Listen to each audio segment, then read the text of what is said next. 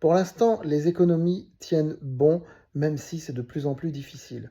Mais comme je le dis, que ce soit pour les économies ou pour les indices boursiers, il suffirait d'une goutte d'eau qui fasse déborder le vase. Mais cette goutte d'eau qui fait déborder le vase, elle peut venir si le régime iranien se sent complètement acculé, sent qu'il va disparaître, que c'est la fin pour lui. Parce que pour le moment, il y croit au fait qu'il va s'en sortir. Mais s'il pense que c'est fini pour lui, il mettra ses dernières armes dans la bataille.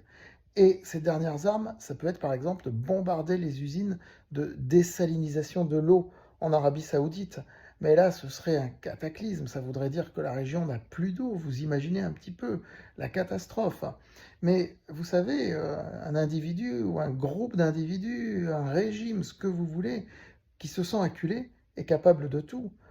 Moi, j'ai connu une guerrière, vraiment une guerrière, quelqu'un de très spécial, qui un jour s'est fait agresser par deux hommes armés qui l'ont menacée. Elle pensait que c'était fini, que c'était sa dernière heure. Elle leur a sauté dessus. Ça a fini aux flics et tout, elle s'en est très bien sortie. Elle s'en est très bien sortie, eux, ils s'en sont très mal sortis. Mais ce qu'elle s'était dit, dans sa tête, c'était de toute façon, c'est ma dernière heure, eh ben, je vais les emporter avec moi. Au moins un des deux, je vais les emporter avec moi. Ils vont me tuer, mais ils vont venir avec moi. Eh bien, le régime iranien, c'est exactement ce qui peut se dire. Et donc, si le régime iranien sent que c'est sa fin, là, ça peut être dangereux.